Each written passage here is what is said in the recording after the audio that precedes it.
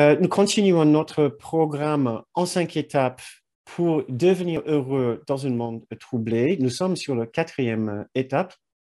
Et dans la 4e étape, nous essayons d'identifier les conditions intérieures qui nous empêchent de ressentir la paix parfaite qui est une constante autour de nous à chaque instant. Et pour cette étape, je présente une méthode en 4 étapes ou un processus en 4 étapes qui est inspiré du processus de pardon d'un cours en miracle tel que c'est présenté et enseigné par Kenneth Wapnick, notre mentor. Pour la petite parenthèse, si vous cherchez d'autres informations sur un cours en miracle et sur Kenneth Wapnick, n'hésitez pas de visiter notre site uncoursmiracle-en-france.com. Donc, un processus en 4 phases et dans l'idée que chaque séance, nous allons regarder une expérience de cette vie extérieure, de notre quotidien, qui correspond à quelque chose qui nous dérange, quelque chose qui nous indique que nous ne sommes pas encore dans notre paix parfaite. Nous allons regarder cette émotion, ce sentiment, nous allons essayer d'approfondir nos connaissances. Surtout, nous allons essayer de prendre du recul et voir ce qui se passe sur un arrière-plan. Parce que c'est là où nous allons trouver la solution ou la résolution de cette fausse condition de dérangement. Et je dis fausse condition si nous acceptons le principe qu'une paix parfaite et un amour immuable sont toujours disponibles et accessibles à chaque instant. Si c'est bien le cas, alors nous devrions trouver la raison pour laquelle nous ne les voyons pas quand nos esprits sont remplis d'autres choses qui nous indiquent l'absence de ces merveilleuses qualités de paix et d'amour. Si la première soirée, nous avons regardé des questions de culpabilité, si la deuxième soirée dans cette série, nous avons regardé les questions de colère pour essayer de transformer en paix, ce soir, nous allons regarder la peur et voir comment nous pouvons la transformer dans une expérience de sécurité. Et même si nous n'arrivons pas forcément ce soir à transformer notre anxiété, notre sentiment, notre expérience de peur en quelque chose de plus sûr, plus confiant, plus apaisé, au moins peut-être nous allons mieux comprendre le mécanisme par lequel la peur nous assomme, nous accable, et pourquoi c'est si puissant, et pourquoi nous avons autant de mal à enlever cette expérience, le transformer et ressentir autre chose à la place. Parce que la peur, le sujet de la peur est très important dans un cours en miracle. Et juste pour vous donner 2 petits extraits du cours, pour vous donner une idée, dans le cours, nous pouvons lire « Nul ne vit vraiment qui vit dans la peur ». Donc, si nous ressentons la peur, c'est une absence de vie quelque part, une absence du ressenti de la véritable vie qui est la nôtre et qui est notre droit. Nous ne vivons pas vraiment tant que nous connaissons la peur.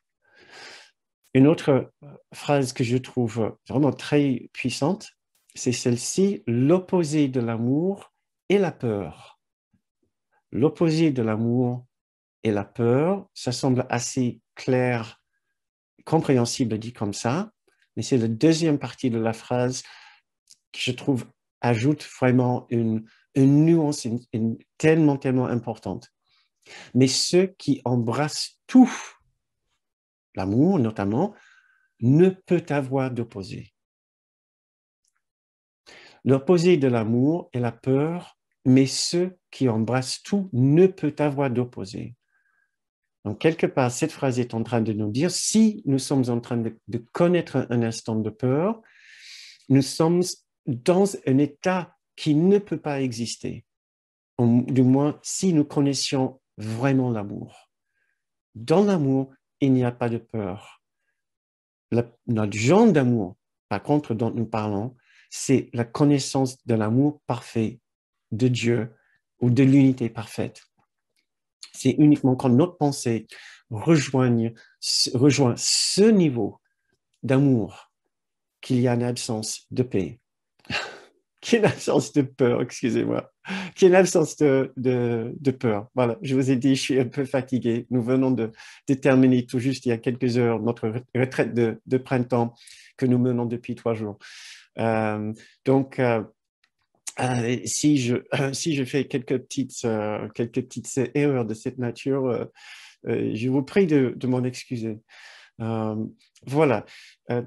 Donc, nous avons tout intérêt à essayer de comprendre la nature de la peur, le mécanisme de la peur, l'origine de la peur, non pas simplement parce que, bien sûr, notre vie sera nettement plus agréable sans autant d'anxiété et de peur, mais parce que la présence de la peur nous empêche de voir une immense et extraordinaire réalité, celle de l'amour de Dieu, la présence de Dieu, l'amour infini, l'unité parfaite.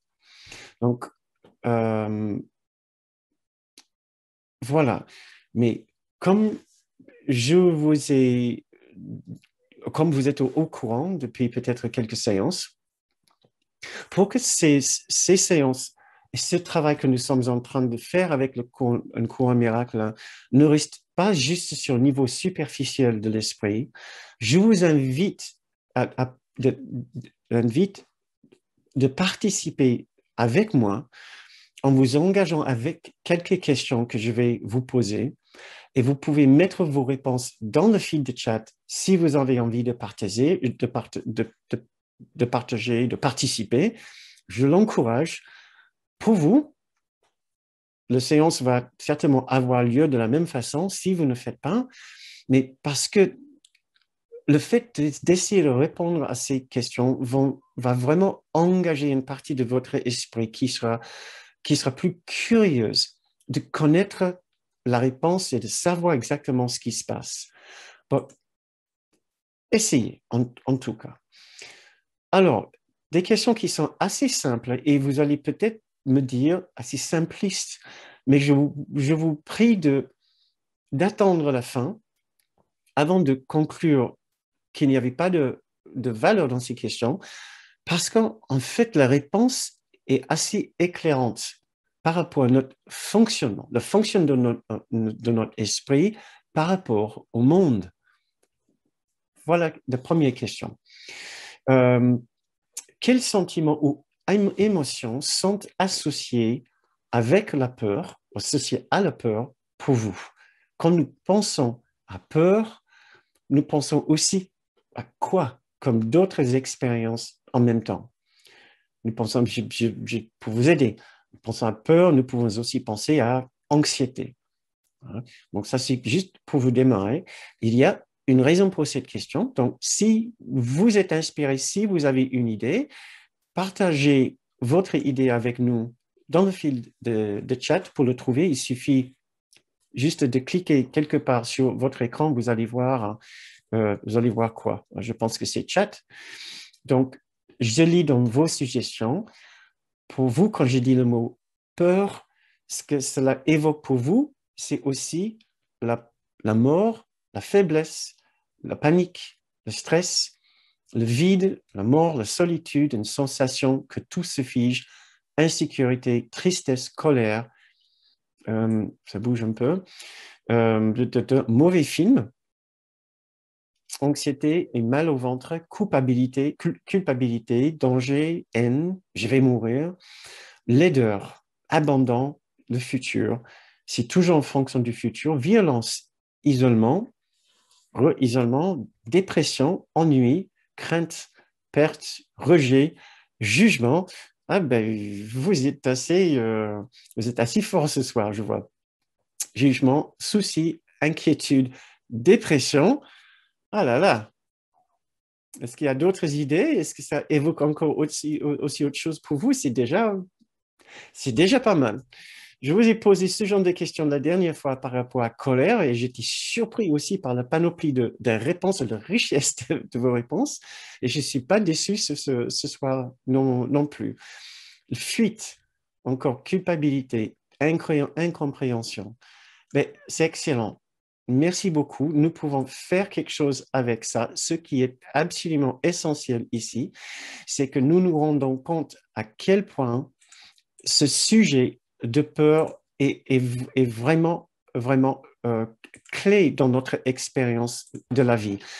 L'expérience de la peur est aussi l'expérience évoque pour nous la mort, dépression, soucis, inquiétudes, tout un ensemble de différentes expériences que nous pouvons appeler négatives, les choses assez immobilisantes pour nous, rejet, isolement, trahison, panique, incompréhension, etc. Nous avons tout intérêt à vraiment saisir l'importance de la peur et l'intensité avec laquelle la peur peut dominer notre esprit, devenir une force dominante dans notre expérience. C'est ce que nous allons essayer de faire maintenant par les questions qui suivent, c'est d'essayer de mieux cerner l'origine de cette peur, puisque vous ne l'avez pas dit ici, mais pour la plupart du temps, quand nous pensons en termes de peur, nous pensons au monde autour de nous, le monde autour de nous qui nous menace d'une façon ou d'une autre, qui nous fait peur, qui nous rend anxieux, qui nous stresse. Mais est-ce que c'est exactement ça? Qu'est-ce qui est en train de nous faire peur? Plus encore, quel est notre rapport avec ce monde qui nous fait peur? Est-ce que nous avons un certain contrôle ou aucun contrôle sur notre réaction par rapport à ce qui se passe dans le monde?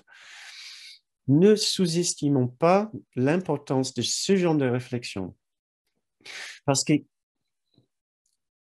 habituellement, quand nous ressentons la peur et le stress, nous ne nous posons pas ce genre de questions. Mais qu'est-ce qui me fait vraiment peur? Quel est mon point de contrôle? Quel est mon pouvoir dans cette situation sur ma peur? Pas forcément sur la situation, mais sur ma réaction. Très, très souvent, trop souvent, nous acceptons notre réaction comme fait, comme une fatalité, comme si dans cette situation, de toute façon, je vais avoir peur, je n'ai pas le choix. C'est ce que j'aimerais découvrir, j'aimerais explorer avec vous en vous posant quelques questions. Tout d'abord, est-ce qu'il y a des situations, juste pour nommer le genre de situation qui peut nous faire peur, pour nous focaliser vraiment sur des choses spécifiques et pas juste sur une gamme de sentiments. On n'a pas besoin de détailler l'ensemble de toutes les différentes conditions, situations qui peuvent susciter pour vous de la peur, mais peut-être juste 5 ou 6 différentes situations dans le fil de chat. Comme ça, on peut les utiliser après pour dire ici et là, est-ce que nous pouvons mieux cerner et comprendre notre rapport, notre relation avec cette situation-là. Voilà, j'ai déjà une première suggestion. Ma fille qui a dû partir aux urgences ce matin. D'accord, Patricia. OK, très bien. Merci pour cette information. Nous aimerions bien savoir après quelle est sa condition. La maladie, peur de revoir quelqu'un avec qui la relation est mauvaise, partir en vacances, m'éloigner de ma maison et de sa sécurité, être enfermé, la guerre, les bombardements, manque de revenus, agressivité possible des autres, remplir mes objectifs professionnels, la question climatique. Est-ce qu'il y a peut-être d'autres questions de nature effectivement plus qui ont trait à la société, à ce qui se passe dans notre monde actuellement d'une façon plus large, crainte des répercussions économiques du contexte mondial, je continue à lire, peur de réussir, ça c'est très intéressant, merci, le montée de l'extrémisme, peur de ne pas savoir réagir, l'individualisme, le peur de moi-même d'une crise de panique, le peur de la réaction de l'autre dans le dialogue. Ce que j'apprécie aussi énormément ici, j'ai dit en passant, c'est votre franchise et votre confiance ici dans notre groupe. Parce que je sais certaines des personnes qui contribuent ici sont ici depuis un moment. Nous nous sentons vraiment en confiance entre nous. Le temps que nous passons dans ces séances, effectivement, nous sommes comme dans un petit cocon, même si par la suite ces séances sont diffusées en vidéo. Le temps que nous passons ici est entièrement dans notre intimité et je suis très, très content de voir que vous profitez pour essayer de voir ce qui se passe en vous et pour essayer de travailler avec des situations spécifiques. Donc, merci à vous. L'isolement, la maladie, peur d'être agressé, peur quand je suis seul parfois, peur de ne plus avoir envie de rien faire ici. Très bien, merci. La dictature sanitaire, peur de ce que je vais devenir dans l'avenir. Même quand on vient juste d'arriver dans le groupe, on sent toute la bienveillance. Merci, c'est gentil. Peur de ne pas être écouté, peur de perdre un être cher, peur de ne pas être à l'auteur. Ça, c'est des situations très spécifiques. Merci beaucoup pour vos suggestions. Nous allons avancer un peu avec ceci. Je ne vais pas pouvoir tout dire, mais vous qui êtes ici, vous allez pouvoir continuer à les lire. D'accord. Maintenant, analysons vos réactions à ces situations un peu plus. Je vais vous poser la même question que je vous ai posée la dernière fois par rapport à colère. Et je trouve qu'elle est tout aussi importante par rapport à la peur. Il y a deux possibilités qui peuvent expliquer notre peur. Soit la situation est entièrement responsable pour notre réaction intérieure. Donc, événement extérieur, réaction intérieure. Il n'y a pas de choix. N'importe qui dans cette même situation aurait exactement la réaction de peur et d'anxiété que moi. Ça, c'est une possibilité. N'importe qui, peu importe, absolument tout le monde, sans exception, aurait exactement cette même réaction avec la même intensité de stress et de peur que moi. Ça, c'est une possibilité. Sur l'autre échelle, sur l'autre bout de l'échelle, on a l'intérieur, notre esprit, qui est peut-être en train de percevoir et interpréter la situation d'une certaine façon qui fait en sorte que je réagis avec peur. Ce n'est pas la situation en elle-même, strictement parlant, qui est responsable pour ma réaction, ma peur. Il se passe quelque chose en moi qui fait en sorte que j'ai cette réaction par rapport à ce qui se passe dehors. Ça, c'est une autre possibilité.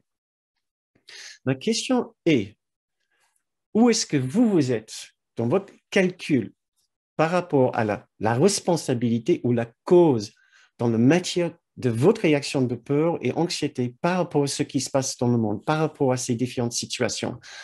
Est-ce que vous êtes absolument convaincu que n'importe qui, tout le monde sans exception, aurait exactement votre réaction face à cette situation? Ou au contraire, est-ce que vous êtes convaincu que ça n'a rien à voir avec l'extérieur, ou ça a extrêmement peu à voir avec l'extérieur? C'est plutôt vous, dans votre fort intérieur, vous avez une certaine configuration de croyances et de conditions qui font en sorte que vous avez cette réaction. Maintenant, si vous pensez que c'est votre perception personnelle de la situation, si vous êtes convaincu que c'est l'extérieur qui est absolument 100% responsable pour votre réaction, vous pouvez mettre un zéro qui veut dire « je ne suis pas responsable pour ce qui se passe ».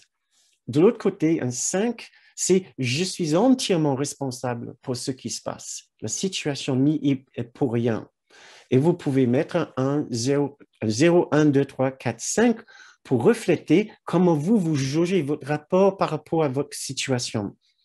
Est-ce que la situation est entièrement responsable? Vous n'y êtes pour rien, un 0 ou un 1. Est-ce que non, vous voyez, vous êtes complètement responsable à la situation ni pour absolument rien. Ça, c'est alors un 5. Ouf, je vois qu'il y a beaucoup de réponses ici déjà. Merci. Je vois 5 qui veut dire que vous êtes complètement responsable. Quelqu'un qui botte en touche avec une petite parenthèse. C'est si je vais avoir besoin de savoir ce que tu veux dire. Un 3-4. Une autre personne, souvent j'anticipe la suite en référence au... j'ai pas tout compris, Berthe. J'ai une 3-4, j'ai une 5, un 5, un 5, 3,5, 3, 4, 3,5, 4, parfois 5, parfois 0, 1. D'accord, merci Véronique. Ça veut dire peut-être selon la situation, c'est ça. D'autres personnes, c'est plutôt 4-5, une autre personne au milieu, et finalement quelqu'un qui dit plutôt un 2, c'est-à-dire non, c'est l'extérieur qui est largement responsable pour mes réactions de peur et d'anxiété. J'y suis pour très peu. Hein. 4, c'est une erreur de frappe. Merci Cécile, j'ai compris. Véronique, 3-4, ah oui, merci pour préciser. Parfois 1 ou parfois 2, parfois souvent 3 ou 4. Très bien. Ce que vous êtes en train de dire, si je peux summarize, si je peux synthétiser un petit peu, c'est que vous êtes pour la plupart, vous êtes au-dessus des 2,5, 3, c'est-à-dire que vous considérez que votre perception, votre façon de regarder la situation est largement responsable. En dehors de certaines situations, vous avez plutôt l'impression que ce serait extrêmement difficile de ne pas avoir une réaction de peur ou de stress dans telle ou telle situation. Et j'aimerais bien vous poser la question, mais est-ce que ça sera impossible d'avoir une autre expérience de la situation, même dans les situations que vous considérez une 1 ou une 2? Pour continuer, pour nuancer encore le tableau, est-ce qu'il y a des situations auxquelles vous avez l'impression d'avoir réagi d'une façon disproportionnée par rapport à l'élément déclencheur, la circonstance déclencheur? C'est-à-dire, il s'est passé quelque chose à l'extérieur et votre réaction était assez intense, était plus intense, disproportionnée par rapport à l'élément déclencheur, la situation déclencheuse. Est-ce que ça vous arrive de surréagir à une situation et vous vous en rendez compte? Vous vous en rendez compte? Est-ce que ça vous est arrivé de vous dire après, bah tiens, j'étais pas obligé de réagir avec autant de peur et anxiété à cette situation? Si ça vous aide, pensez à une situation future à laquelle vous avez pensé qui a suscité de la peur pour vous. Une situation qui n'existe pas encore, une situation qui pourrait ne jamais se produire. Et pourtant, vous avez réagi avec peur et anxiété. Vous ne savez pas si ça peut se produire, même s'il y a une chance que ça se produise. Ça ne s'est pas encore produit et peut-être ça ne se produira pas. Est-ce qu'il y a des situations qui ont extrêmement peu de chances à se produire, mais extrêmement peu de chances à se produire, une sorte de fantasme d'anxiété qu'on fait, en pensant à quelque chose qui ne nous concerne pas, ou qui est extrêmement peu probable que cette chose arrive. Et pourtant, on a une réaction de peur. On a une réaction d'anxiété par rapport à quelque chose qui va probablement jamais arriver et qui ne nous concerne même pas. Donc, je vais essayer de rattraper quelques-unes de vos réponses. Donc, je peux lire oui, carrément. Si je suis fatigué, oui, tu peux surréagir, dit une personne. Oui, bien sûr. Quand je vais m'évanouir, d'accord? Une future grosse araignée qui surgit d'un coup. Ah oui, une araignée qui peut susciter une réaction de peur un petit peu surdimensionnée par rapport à la taille d'une grosse araignée. Pardon, excuse-moi. Une grosse araignée, c'est pas une petite araignée. Ouais. C'est peut-être relatif. Hein. Ce qui est grosse pour toi n'est pas forcément grosse pour tout le monde. Est-ce que c'est poilu, ton araignée, hein? Parce que ça ajoute un niveau de stress. Je comprends. Je suis sincère, contrairement à la colère, avec la peur, je ne vois pas quand je surréagis. C'est possible, Yasmina.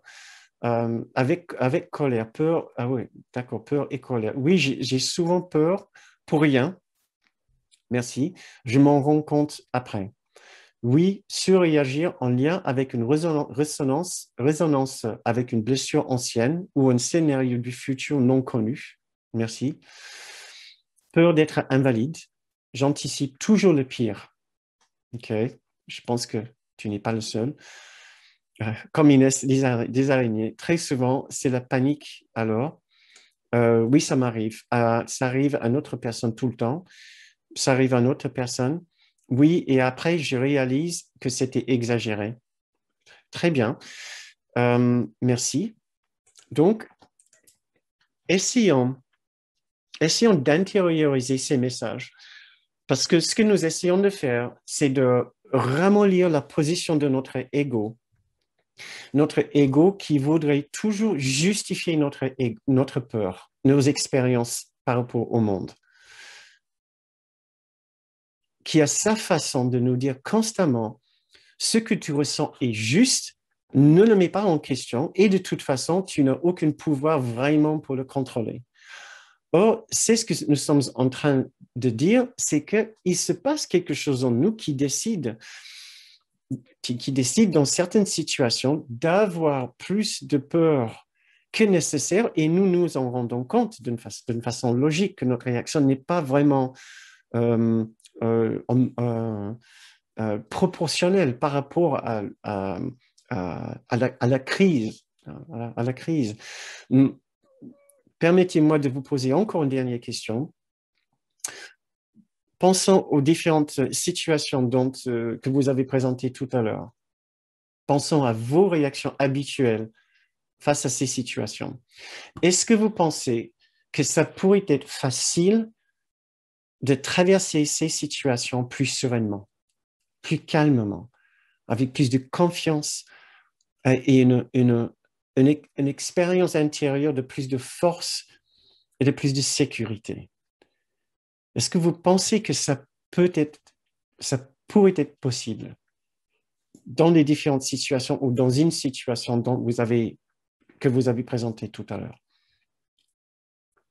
Est-ce que vous pensez que ça peut être possible, que c'est possible de traverser une situation de peur plus calmement, plus sereinement, avec plus de confiance, avec un sentiment de sécurité plus fort? Même si vous ne pensez pas que ça sera facile, est-ce que vous pouvez entrevoir la possibilité, essayer d'imaginer peut-être une autre personne qui a une autre perception, qui a peut-être un intérieur différent du vôtre? Est-ce que vous pensez qu'une autre personne pourrait traverser cette situation différemment? Si vous avez du mal à trouver une réponse claire, essayez de penser à une sorte de guide spirituel, qui soit en vie ou qui soit dans l'esprit maintenant. Est-ce que vous pensez qu'il y a un genre d'être humain ou d'être spirituel qui sera capable de voir cette situation et de la traverser différemment, avec plus de sérénité, plus de force, plus de confiance, peut-être même avec plus de générosité d'esprit? Je vais lire quelques-unes de vos réponses. Oui, lorsque je suis à l'écoute de mon corps, une autre personne. Oui, accompagné de Jésus, Jésus qui est l'un de nos guides sur ce chemin d'un cours miracle. Une autre personne, oui. Une autre, oui, ce serait une vraie libération. Une autre personne, c'est possible en l'offrant au Saint-Esprit, encore un autre symbole, un autre guide pour nous sur notre chemin. Oui, bien sûr, en minimisant ma peur, je me dis que tout ira bien, pas de raison de s'inquiéter. Merci. Possible, si le décideur reste vigilant, mon décideur intérieur, celui qui décide, qui choisit l'interprétation qu'il va avoir de cette situation.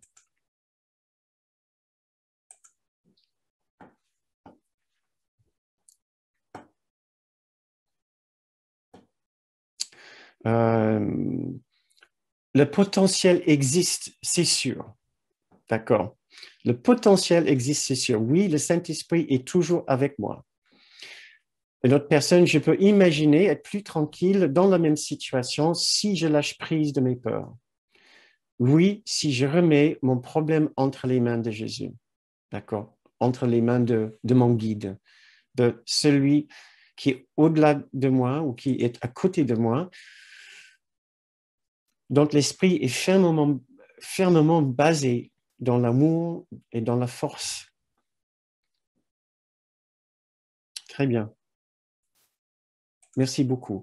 Donc, ce que nous pouvons conclure ici, c'est que nous y sommes pour quelque chose dans notre expérience de la situation et dans l'intensité de notre expérience de la situation. Donc, je vous invite juste à vous poser une minute et essayer de comprendre ce que nous venons de dire. Nous venons de dire que vous y êtes, pas pour un peu, dans votre expérience d'une situation stressante, d'une situation qui semble représenter une menace extérieure. Vous avez plus de contrôle sur la situation que notre ego pourrait nous faire croire à bien des moments. Nous avons conclu aussi qu'il serait possible de vivre cette différente situation, cet événement avec plus de paix et plus de force si d'autres sont capables de le faire. Si d'autres peuvent le faire, nous pouvons le faire aussi. Ces conclusions vont devenir très importantes pour nous dans ce qui va suivre, parce que nous allons appliquer notre modèle maintenant à cette situation de peur, cette expérience de peur. La première étape, c'est de revoir, de trouver une autre façon d'exprimer notre expérience, exprimer notre sentiment. Nous avons l'habitude de dire « j'ai peur »,« je suis terrifié »,« je suis anxieux »,« je suis paniqué ». Et cela nous coince dans un cadre d'expérience qui n'est plus meuble, avec lequel nous ne pouvons plus travailler. Donc, comme j'ai suggéré les autres fois, nous appliquons la leçon 35 qui nous demande de remettre cette expérience dans un autre langage.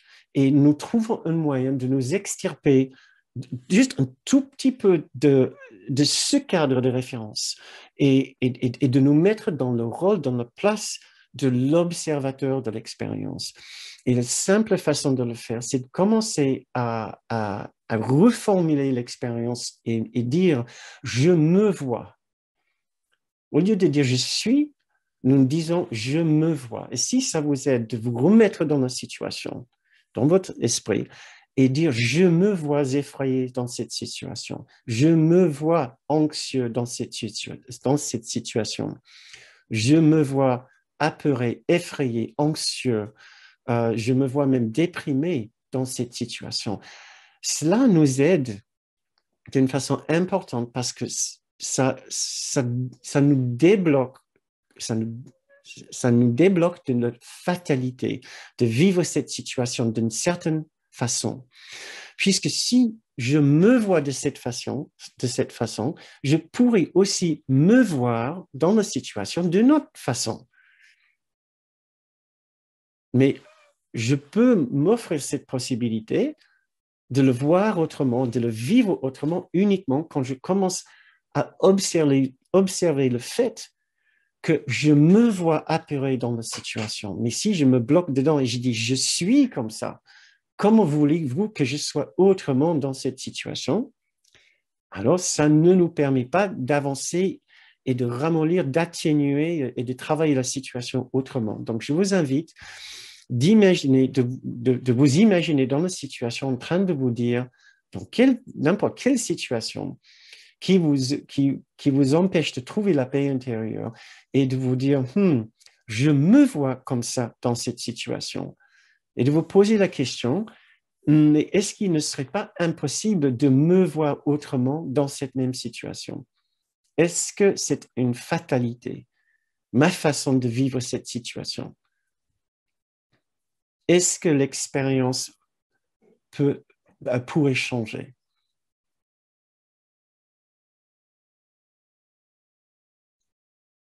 Voilà. Si ça vous aide, vous pouvez essayer de vous extirper encore un petit peu plus en voyant le vous dans la situation, en train de réagir à la situation telle que vous avez toujours fait, d'une façon apeurée, anxieuse, mais de vous voir en train d'avoir cette expérience de la situation, c'est-à-dire vous êtes d'un côté où la personne en train d'avoir l'expérience, mais vous êtes aussi l'observateur légèrement décalé, légèrement en dehors de la situation, en train de vous voir avoir cette expérience. Ça, c'est encore un autre niveau, une autre façon de pouvoir travailler avec votre expérience de cette situation. Vous commencez à prendre un peu de distance, savoir, vous n'êtes pas que la personne victime ici de ces conditions extérieures. Et cela va devenir très important avec cette prochaine étape, l'origine. Maintenant, nous essayons de regarder l'origine de notre perception de nous-mêmes en tant qu'un être fragile, en tant qu'un être vulnérable, en tant qu'un être apeuré dans cette situation. Qu'est-ce qui peut expliquer pourquoi nous nous sentons comme ça dans la situation? Parce que la leçon numéro 5 nous apprend que nous ne sommes jamais contrariés ou apeurés pour la raison à laquelle nous pensons. Il y a toujours une autre raison. Donc, dans cette deuxième étape, nous nous posons la question, mais quelle est la vraie raison pour laquelle j'ai peur? Quelle est la vraie raison pour laquelle je me sens fragile et vulnérable et sans force et faible dans cette situation? Nous lisons dans le cours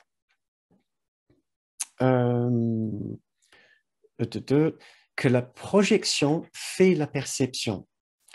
Le monde que tu vois, c'est ce que que tu lui as donné et rien de plus. Mais bien que ce ne soit pas plus, ce n'est pas moins.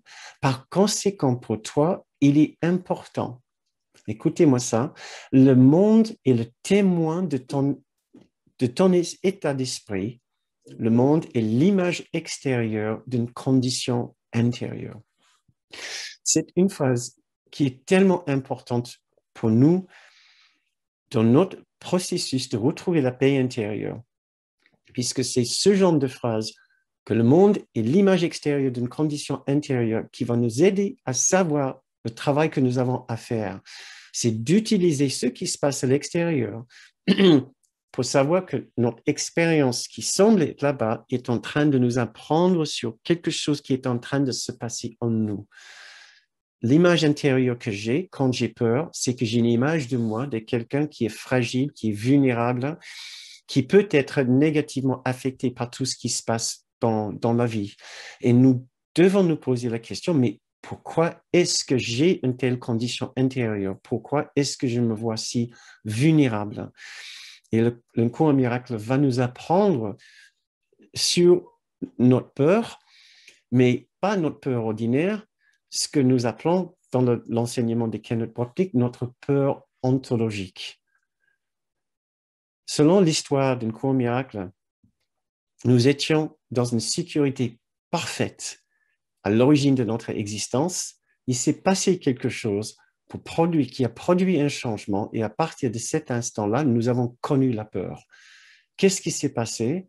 C'est une pensée de séparation. À l'instant que nous avons eu cette pensée de séparation, nous étions remplis d'une peur d'avoir accompli cette séparation. En plus, nous avons ancré cette séparation comme une réalité dans notre esprit avec une idée de culpabilité. Ce n'était pas simplement que maintenant nous étions, soi-disant, séparés d'un état de perfection et de sécurité, mais en plus, nous étions coupables du fait d'avoir voulu nous séparer de cet état de perfection. Nous étions responsables pour une sorte de crime contre l'unité, contre la perfection. Et cette culpabilité nous condamnait à une punition future certaine. Voici l'origine de la peur dans notre esprit, ce n'est pas dans le monde, ce qui explique le fait qu'il y a des situations que nous arrivons à traverser plus tranquillement, même les situations peut-être assez qui pourraient menacer nos affaires ou nous menacer, nous arrivons à traverser ce genre de situations plus calmement que d'autres qui ne méritent pas une réaction surdimensionnée. C'est parce que ce n'est pas littéralement le monde qui est en train de déterminer l'intensité de notre peur. C'est quelque chose qui se passe en nous par rapport à notre source, notre rapport avec la source, notre origine, l'unité, l'amour, la réalité de Dieu. C'est là l'origine de la peur, et c'est là l'origine aussi de cette intensité changeante de notre expérience, de notre peur. Je peux vous lire quelques extraits qui vont élucider ceci pour nous. Tu étais en paix jusqu'à ce que tu demandes une faveur particulière. La faveur particulière était la reconnaissance de la part de Dieu de notre individualité particulière. On voulait la séparation, on voulait la dualité. Dieu ne pouvait pas nous accorder cette faveur. L'unité ne pouvait pas comprendre la dualité, donc l'unité n'a pas répondu à la demande de la dualité d'être reconnue. Et cette faveur, Dieu ne l'accorde point, l'unité ne l'accorde point, car la requête, lui, était étrangère. Il ne pouvait même pas l'entendre. Et tu ne pouvais pas demander cela d'un père qui aime véritablement son enfant. Par conséquent, tu en as fait un père non aimant, exigeant de lui ce que seul un tel père pourrait donner. Et la paix de l'extension, puisque nous sommes de l'unité, la paix du Fils de Dieu, de l'enfant de Dieu que nous sommes, fut fracassée car il ne comprenait plus son Père. Il ne comprenait plus l'unité parfaite. Il craignait ce qu'il avait fait, mais plus encore, il craignait son Père réel, l'unité parfaite, ayant attaqué sa propre glorieuse égalité avec lui. Dans le langage symbolique et poétique d'un court miracle, voici l'explication de l'origine, la véritable origine de notre peur qui n'est pas dans le monde autour de nous. Une autre petite phrase, avant la séparation, l'esprit était invulnérable à la peur parce que la peur n'existait pas. Encore une autre, en définitive, toute peur peut se réduire à cette malperception fondamentale selon laquelle tu es capable d'usurper la puissance de Dieu ou la réalité de Dieu. Ce qui nous aide à comprendre que la peur vient du fait d'avoir oublié que nous n'avons pas pu véritablement usurper la puissance et la réalité de Dieu. Nous pouvons donc nous approcher de lui à nouveau sans crainte dans le souvenir de son amour. Ça, c'est la prochaine étape. Une autre petite phrase. Dis-toi que tu as dû, d'une façon ou d'une autre, choisir de ne pas aimer, sinon la peur n'aurait pas pu surgir. Ce qui nous aide à savoir que la peur vient de la décision de ne pas aimer. Je trouvais ça très joli. Je sais que vous allez peut-être me demander des premiers extraits sur la projection fait la perception. Ça vient de l'introduction du chapitre 21. Après, il y avait un extrait du chapitre 13, section 3, paragraphe 10. Après, du chapitre 2, première section, paragraphe 4. Et puis, tout juste maintenant, le chapitre 2, section 6, paragraphe 7. Mais maintenant, nous n'avons pas encore touché, figurez-vous, le véritable cœur du problème avec la peur, selon un court miracle, c'est ce liaison entre la peur et la culpabilité. tant que nous continuons à nous voir coupables d'un soi-disant crime contre l'unité parfaite, contre l'unité de Dieu, contre l'amour parfait, nous allons continuer à avoir peur. Parce que la culpabilité mène automatiquement à la croyance que nous serons punis dans l'avenir. Et l'expérience d'une future punition est ce que nous appelons la peur. Tant qu'il y a la culpabilité, il y aura la peur. Nous ne pouvons pas travailler sur la peur sans travailler sur la culpabilité. Pourquoi est-ce que nous ressentons cette culpabilité? Parce que nous ressentons une absence totale d'innocence, de perfection en nous, comme si nous avions fait quelque chose de si horrible, de si terrible, que nous n'allons pas pouvoir rattraper notre condition irrémédiable de pécheur ou de fauteur.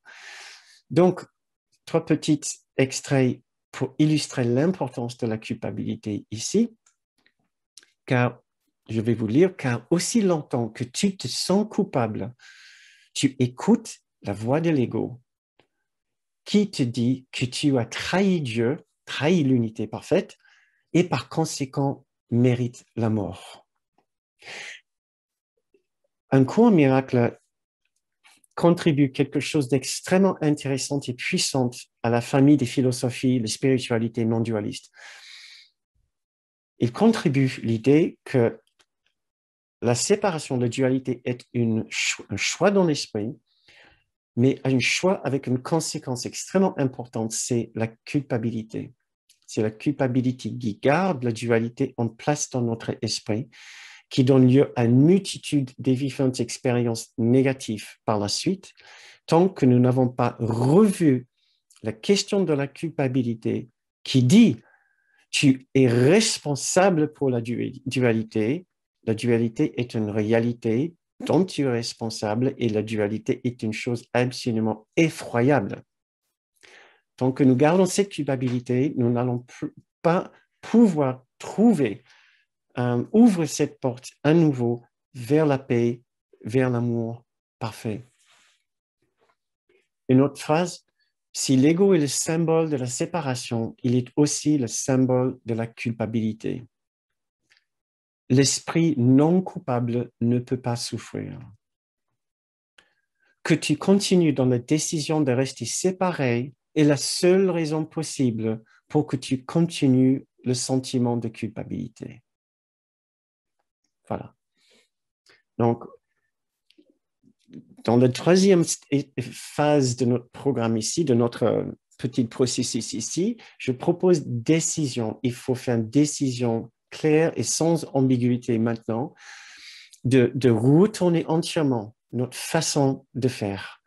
Et dans ce cas, le cas de notre peur, ce n'est pas si compliqué que ça, de voir que nous allons devoir travailler sur la question de culpabilité et d'essayer par tous les moyens de nous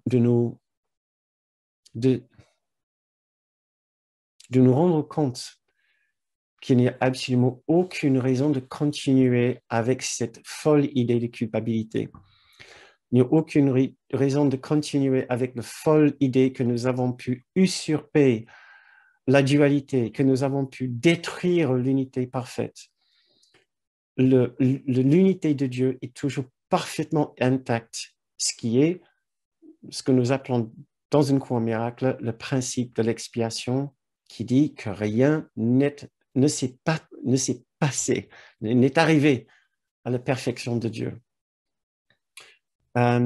Toutes nos soi-disant efforts et tentatives de séparation ont complètement échoué et n'ont eu absolument aucune influence ou conséquence.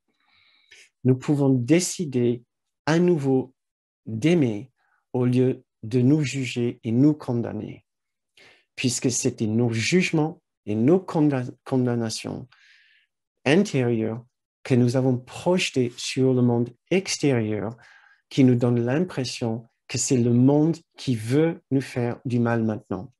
Quand nous pensons que tout est une source de danger pour nous, c'est parce qu'à l'intérieur, nous entretenons une condition de culpabilité. Nous pensons mériter à une punition future. Nous pensons être des êtres pour qui un danger futur est normal quelque part. Il faut chercher un peu pour essayer d'imaginer, mais pourquoi est-ce que je vais avoir si peur du futur? Si j'ai si peur du futur, ça doit vouloir dire quelque part que je crois que je mérite une future désagréable, une future qui balaye mes projets de bonheur, qui me traite mal. Pourquoi est-ce que je vais garder une telle image dans mon esprit? Pourquoi est-ce que je ne suis pas confiant et sereinement confiant dans ce que le futur peut m'offrir? Très d'accord, nous comprenons, le monde est un peu instable, mais pourquoi est-ce que nous gardons une telle image du futur, notre propre futur, où nous nous voyons dans des situations les unes plus invraisemblables parfois que les autres, où nous souffrons? Qu'est-ce qui peut expliquer ça? Donc, Cours Miracle nous dit que, ben voilà, cette idée de culpabilité, de nous croire responsables pour une crime aussi immense que la destruction de Dieu, du ciel, du paradis, l'unité parfaite et l'amour infini, c'est ça qui explique l'intensité de notre culpabilité et l'intensité de notre peur. Et maintenant, dans la dernière phase de notre processus, c'est l'acceptation de la fin de cette folie, de la fin de cette absurdité. Et nous allons faire une méditation pour essayer de concrétiser dans notre esprit maintenant notre décision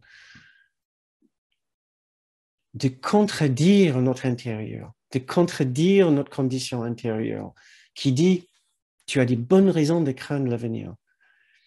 Et dire « non, mais non, je fais face à ma folie, je le vois clairement maintenant, je ne veux plus suivre cette insanité, cette façon complètement ridicule de croire que je peux être responsable pour la destruction de l'unité parfaite et pour le royaume de Dieu. Nous n'avons absolument rien fait.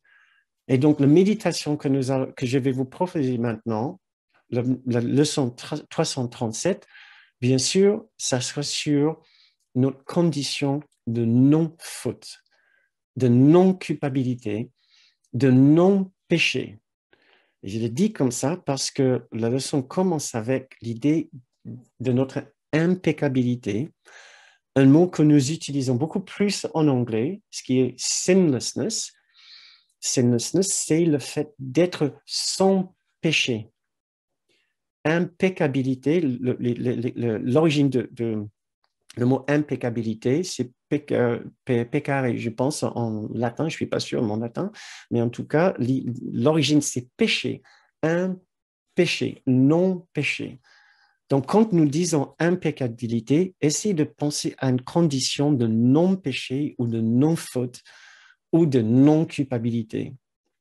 C'est la nouvelle condition intérieure maintenant que nous voulons bâtir comme notre socle, notre nouveau socle intérieur, la nouvelle condition intérieure, une condition d'innocence, de perfection, de beauté, de bonté, de grâce, une condition de non-faute, de non-séparation, de non-culpabilité, de non-péché.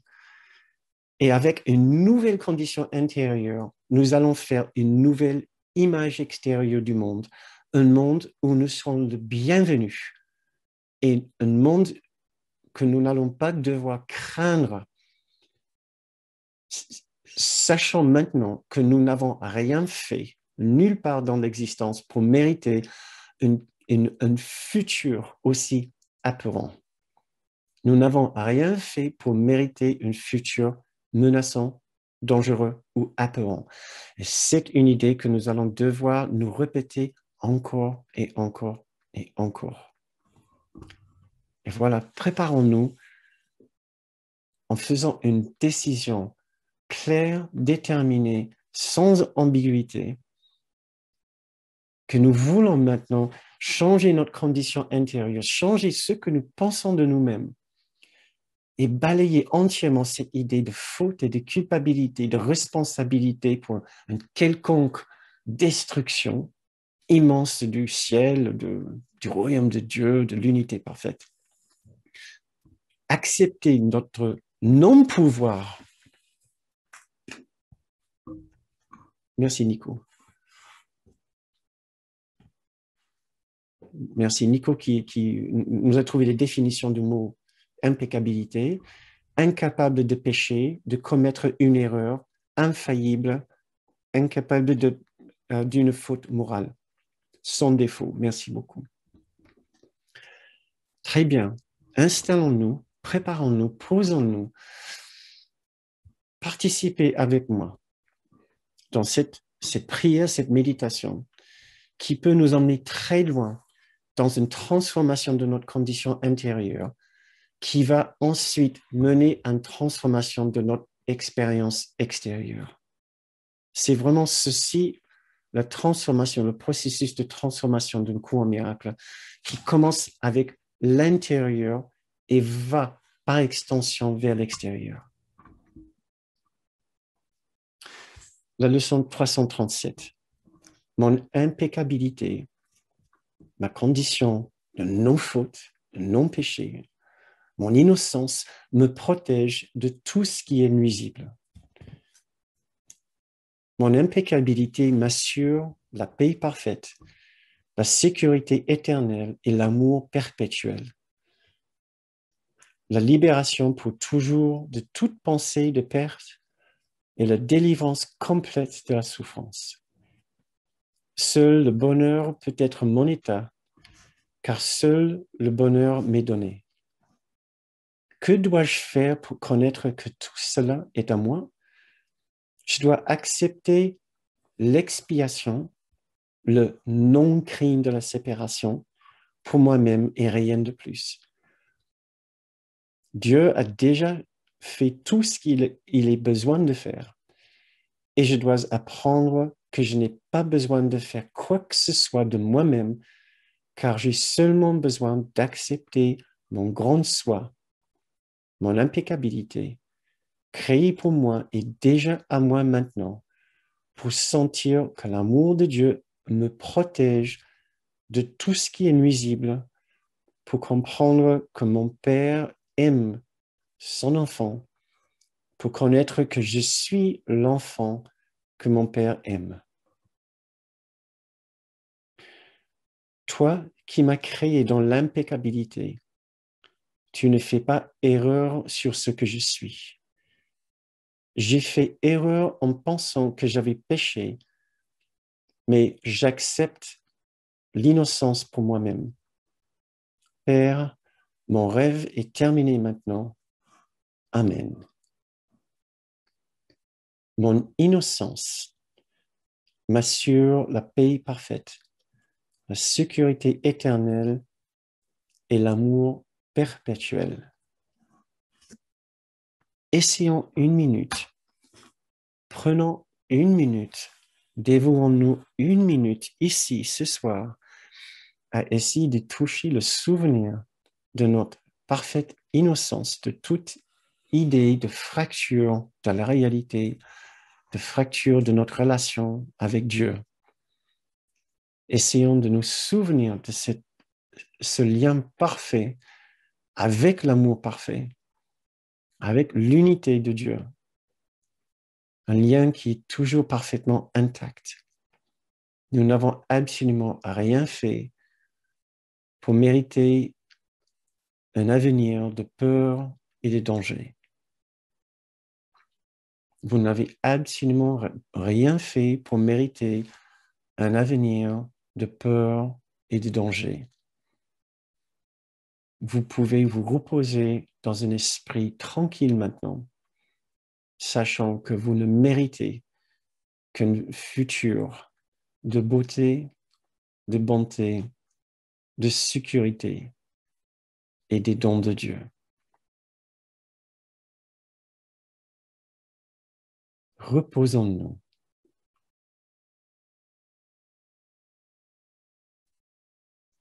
Dans un lieu de confiance et de sécurité. Le monde n'est pas ce que nous avons toujours cru.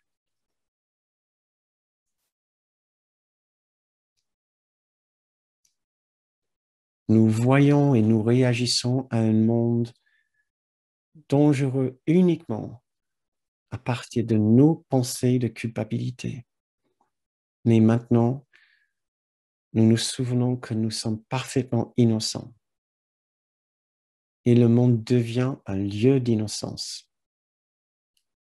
de joie, de sécurité.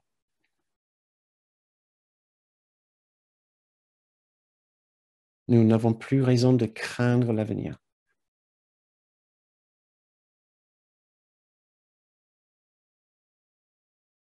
Parce que nos pensées de peur ne sont fondées sur aucune réalité.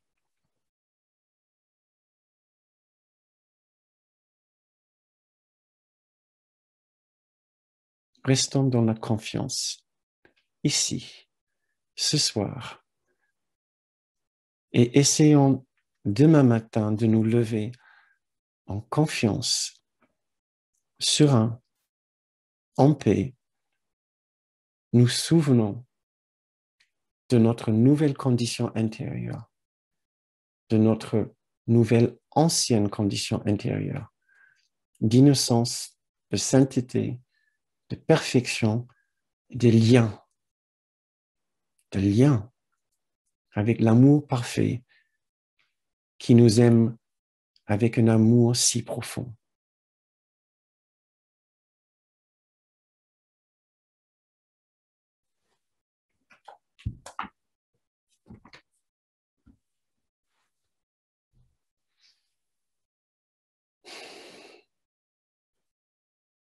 Très bien. C'est la fin de notre méditation. C'est la fin de notre séance pour ce soir.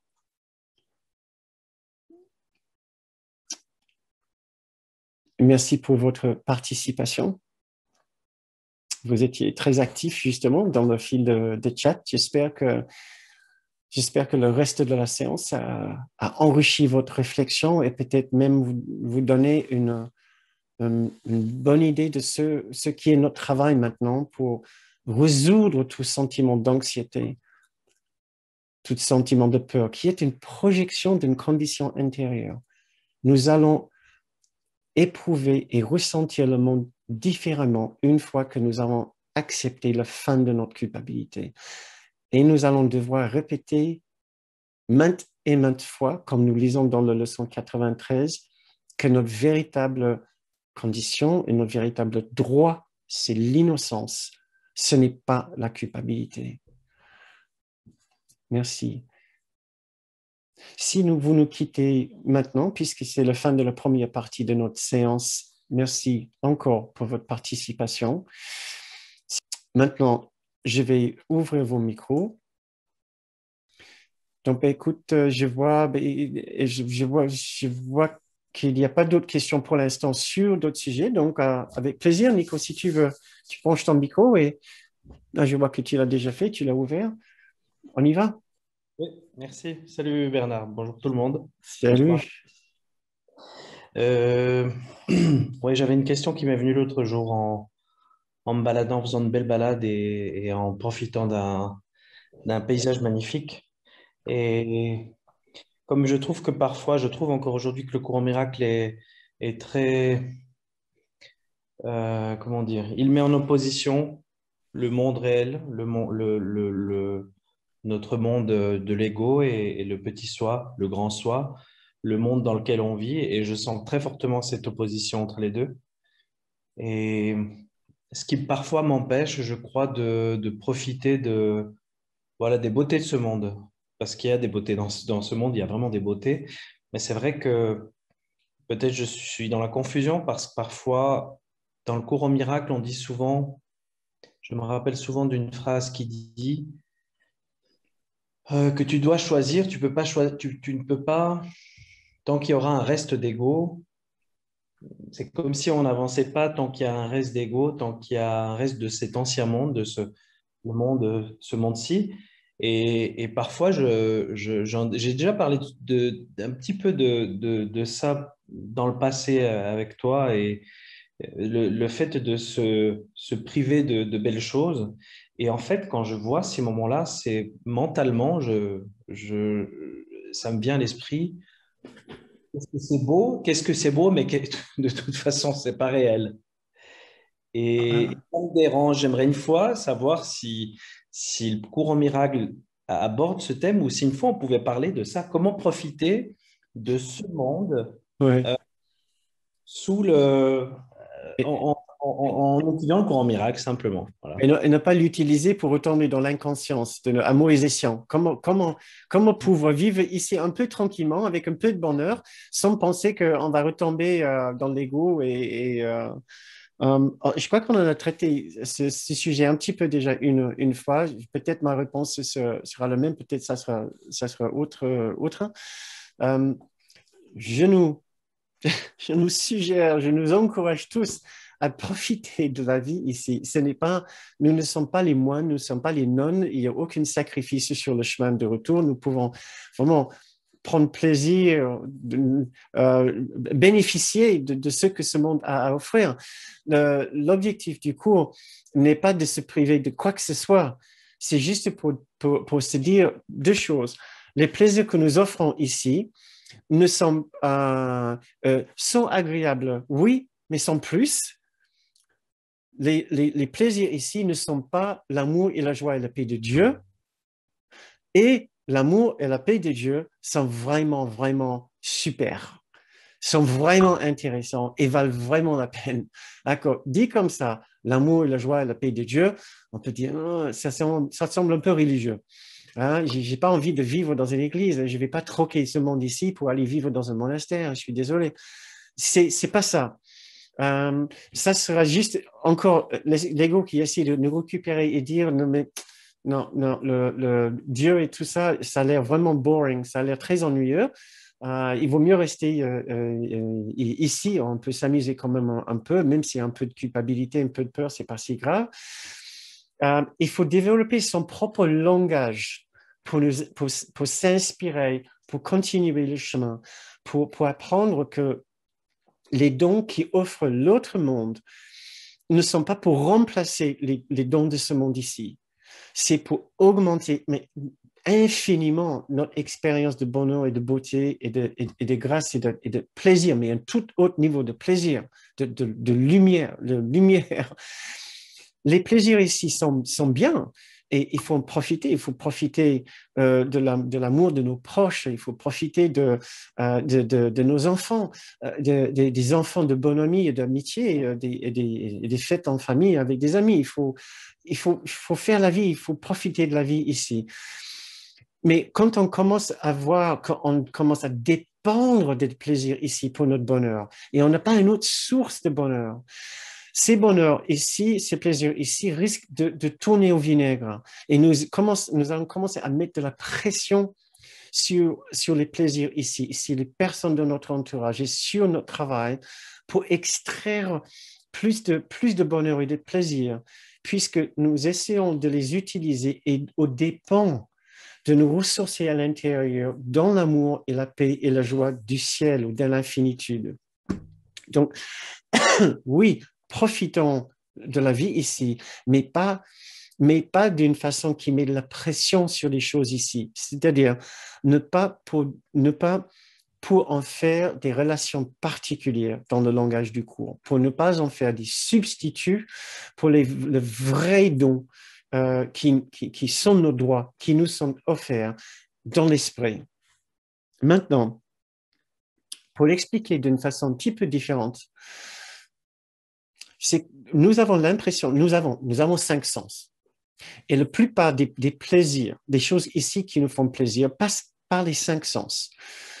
Donc, la beauté d'un coucher de soleil, le joie d'une musique, ou la joie du rire de mes enfants ou de mes proches, le plaisir gustatif d'un bon repas en famille, écouter, voir, toutes sortes de plaisirs, le plaisir d'une caresse. Ces plaisirs, nous connaissons et ça nous remplit de joie. C'est que une spiritualité comme Cours Miracle essaie de nous présenter l'idée qu'il y a un sens que nous avons oublié, qui passe par l'esprit et par le cœur, mais pas par le cœur en termes d'une relation avec une relation amoureuse avec une autre personne. c'est ce sens-là qu'on appelle le sixième sens ou septième sens qui est réveillé quand on lit un cours miracle ou un autre livre qui nous inspire. Il n'y a eu aucune stimulation visuelle, pas de coucher de soleil, pas de magnifiques couleurs, pas d'effet auditif, il n'y a pas de soudain de musique céleste, pas de caresse, pas de goût, mais nous sommes remplis de bonheur, de grâce, de béatitude, d'une expérience, d'une satisfaction si pure et si immense que nous ne pouvons pas l'attribuer à aucun sens physique. C'est notre sixième, septième sens, notre divin sens, je ne sais pas lequel c'est, qui est stimulé, complètement stimulé par des simples idées que nous avons lues sur une page. C'est ce sens-là que nous sous-estimons dramatiquement en faveur de nos cinq sens physiques. Nous ne passons pas assez de temps à développer et à travailler sur la finesse, la subtilité, l'acuité de ce sens-là. Le sixième, septième sens, je ne sais pas quel chiffre vous voulez attribuer, ou le sens du cœur. Et alors, je propose que nous profitons des cinq sens de nos corps qui nous font plaisir à un certain niveau, oui, absolument. Et surtout, profitons de ces sens-là quand le rire de nos enfants, le rire de nos proches, la vision d'un magnifique coucher de soleil ou les harmonies d'un sublime morceau de musique réveillent notre sixième et notre septième sens, le sens du cœur. Et on a les sens physiques qui commencent à travailler ensemble pour sublimer le sens du cœur, le sixième et le septième sens. Et nous utilisons les sens du corps dans ce sens-là à bon escient, vraiment pour surlever notre conscience et notre expérience vers un sommet ou plus loin, au moins sur le chemin, dans la conscience, pour avoir une toute autre expérience infiniment plus profonde et plus intense que toute expérience en famille, que toute expérience de coucher de soleil ou promenade au bord de lac pourrait nous offrir. Mais ce n'est jamais pour nous priver des promenades au bord de la mer et de nos soirées en famille. Mais c'est juste pour que l'esprit juste en nous, le grand soi en nous, récupère ces sens-là, ces événements-là, pour nous rappeler une sublime réalité au-delà de ce monde. Je ne sais pas si ça vous parle un petit peu. Ok, de vos retours, ça a l'air de vous avoir parlé, de vous avoir touché un petit peu. Très bien. Vous ressentez aussi ça un petit peu quand même quand vous lisez. Vous pouvez pas dire mais il n'y a aucun sens physique qui est impliqué. C'est pas vraiment des yeux c'est pas la beauté de la formation des mots, non. C'est le sens derrière les mots qui nous inspire, qui nous souffle une sorte d'air divin. On peut même presque ressentir comme si on a été balayé de l'intérieur. Mais quel intérieur? C'est pas physiquement, on n'a pas été balayé, mais pourtant, on se sent une vague, on ressent une vague. Donc, on a un corps spirituel, je ne sais pas, un corps d'esprit, il y a quelque chose qui ressent, et qui ressent beaucoup plus que notre corps physique. Ouais. Mais profitons des plaisirs de cette vie ici, mais ne sous-estimons jamais les plaisirs, le plus plaisir de l'esprit pur et de tout ce que nous pouvons ressentir dans cet endroit. Et je peux faire que vous encourager à ouvrir un livre de poésie, un livre d'un texte spirituel, que ce soit le cours ou un autre texte, une œuvre d'art, regardez une œuvre d'art, et vous laissez transporter par l'intention de l'artiste derrière et la finesse de sa capacité de mettre en couleur une émotion, une expérience divine, une expérience spirituelle qu'il a pu avoir. C'est ce qui est l'inspiration derrière les œuvres de Beethoven, par exemple, ou de Mozart, ou de notre artiste, bien sûr. Essayons de ressentir, essayez d'écouter, par exemple, un morceau il y a un morceau de Beethoven ou de Mozart ou un chant de chorale.